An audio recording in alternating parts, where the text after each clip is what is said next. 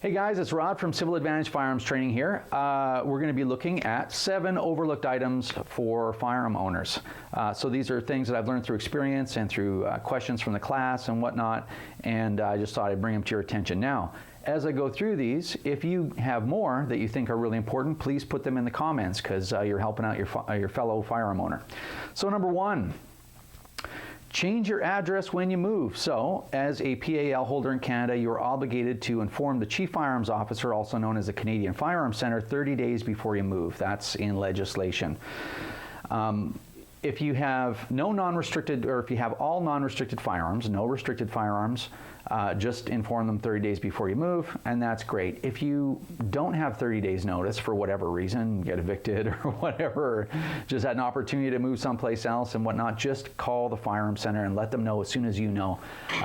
My experiences with them is they've always been really great, with me at least, and they'll work with you. I'm convinced of that. So just let them know, though. Don't go without doing that. Now, if you have restricted firearms, it's a little bit more complex. Interesting conversation I had with someone.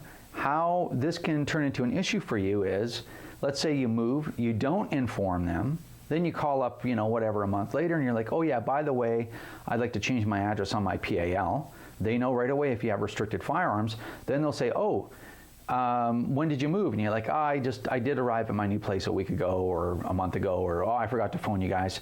And they'll say, oh yeah, you didn't apply for a short-term authorization to transport your restricted firearms from your existing address to your new address. Now you're in trouble. Okay, so that's a big snafu. That's where a lot of people get caught. They didn't get a short-term ATT. So again, let them know as soon as you possibly can, and ask for a short-term ATT to move those restricteds over as well. Number 2, keep firearms and ammunition out of sight during transport. So I'm going to tell you the reason why it's really important that you know that. So what I want you to know, the actual information is, remember in the Canadian Firearm Safety Course Manual itself, it says keep firearms and ammunition out of sight during transport and storage. It's something that we're asking you to do. And here's the background on that.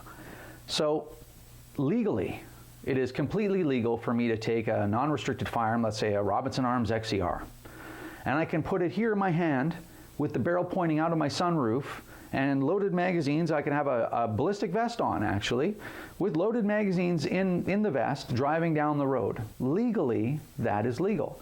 But just because something's legal, it doesn't mean it's a good idea, right? You will be pepper sprayed, you will be nightsticked, and possibly kicked in the face, right? So, and why? Do you actually deserve that kind of treatment? In a kind of a roundabout manner, you sort of do, because what you're doing is you're scaring everybody. There's a lot of people out there that still aren't aware that guns are even legal in Canada. So you're going to scare the heck out of them. You're going to waste police resources. You're going to cause this huge scene. It's not good for firearm owners. It's not good for the police. It's not good for anybody. So of course we don't do that kind of stuff. Where it becomes a problem is, let's say I'm going to go to the range. That first part was just for a little comic relief, by the way. So let's say I'm going to go to the range or whatever. I take my non-restricted rifle, my VZ58 with the 19-inch barrel, or the my XCR or whatever. I throw it on the back seat of the car and off to the range I go. There's really nothing wrong with that. But should I go through the Tim Hortons drive-thru or McDonald's or something like that, and someone in the drive-thru, some kid sees it and goes, oh my God, this guy must be a gangster, and they're going to call the police, and then there's going to be a scene. So you weren't acting in some crazy way like I was just describing before. You're being a responsible firearm owner, but make sure that people don't see it. The only other catch with that is sometimes recently there was an incident where some young people got pulled over. They had all the appropriate paperwork, and they had a blanket thrown over their firearms, as we're recommending in the course. And this is my information. I don't know how accurate it was. I wasn't there, but it's my information that the police tried to convince these young people that they had concealed weapons. So that's the reason why I'm going out of my way to make this point number 2. which is we're asking you as the firearms community to keep firearms out of sight during transport. They are not concealed weapons, okay, guys? We're keeping them out of sight as a public service. So don't forget, throw a jacket, throw whatever you can over that firearm. You don't want to scare people or waste police resources. Number 3, ensure you have many copies of all your paperwork. So what that means is, what I advise people in the course to do is, if you're talking about restricted firearms, when you get a restricted firearm, you're also going to get a registration certificate for it. So every time you get one of those registration certificates, you're going to make 3 copies. Bam, bam, bam. There's 3 and the original. Then when you get your authorization to transport, if you don't have it already, you make 3 copies of that. 3 copies and the original. And what I've done is I've taken a photocopy of both sides of my PAL, just in case, say, I'm somewhere with my guns and I lose my wallet or it gets stolen or something. So now I've got that in all 3 piles. Well, 4 really, right? Because I got the originals. And of course, you need your original PAL. But photocopies for the authorization transport and photocopies for registration certificates are fine. They're totally legal. So now you have 3 packets plus the originals. You staple these things together. You put 1 packet in your gun case. You put 1 packet in your range bag. You put 1 packet in the trunk of your car, and you've got the originals at home. That way, should you be at the range and go, oh, I didn't bring my range bag this time. Oh my God, I got no paperwork. I'm driving around illegal. Because you know that all that paperwork is what really keeps the public safe. But anyway, all that aside, more paper the better. But nonetheless, it's the law and we have to abide by it. So make sure that you have all your paperwork. So a good thing to do, like I said, make all these different packets, stash them everywhere, as long as they're not in a place where they're going to get easily stolen or whatnot, and you're in good shape. Number 4. Ensure your pins are in your magazines. So here's the deal on that. We all know how we all feel about magazine size restrictions, but all that aside, magazine size restrictions are the law. So one of the most common things for firearm owners to do is they get comfortable with their firearms and they learn the law more, and they start to become real responsible owners, but then they're saddled with these ineffective, most times prejudicial laws, and of course they're unfair, and they feel like they're unfair. One of those is magazine size restrictions. And what some people do is guys will monkey around with that little rivet in their magazine so that they can actually remove the magazine. They go out to the bush, out to the forest someplace, and they remove that magazine. They shoot 30 or whatever, or 20 if it's an M14 or something like that, and have a good time, and they're really not hurting anybody. And then they kind of jimmy that thing back, and then off they go home. Here's the problem: if that pin actually falls out of the magazine, or you get pulled over and they see that pin has been tampered with and it is removable without any tools, you'll be charged with possession of a prohibited device. And that's the same charge for hand grenades, suppressors, landmines, okay? All that stuff, all prohibited devices. So don't do it. Do not mess around with those magazines, and always check your mags to make sure those pins are in, because it's just a really crappy federal gun charge. It's a life-changing event if you're not a criminal, certainly, to be charged with a gun, federal gun charge like that. So make sure that you keep everything in good working order, meaning your pins are solid, you're not taking them out, and they're not going to fall out either. Number 5, make sure that you understand clearly what a vehicle is. As a firearm owner in Canada, you have no legal reason whatsoever to have a loaded firearm in a vehicle. So what is a vehicle? A wheelbarrow is considered a vehicle. A mountain bike, a wagon. Okay, so certainly a dirt bike, certainly a quad, and of course your vehicle, a boat, all vehicles. So make sure that you're cognizant of that. If you're in the forest, you're a mountain biker, you'll want to take a shotgun over your back, because in our neck of the woods, of course, we have cougars that actually have been attacking people recently. God forbid anybody have a gun. But nonetheless, a little more sarcasm, right? You guys understand.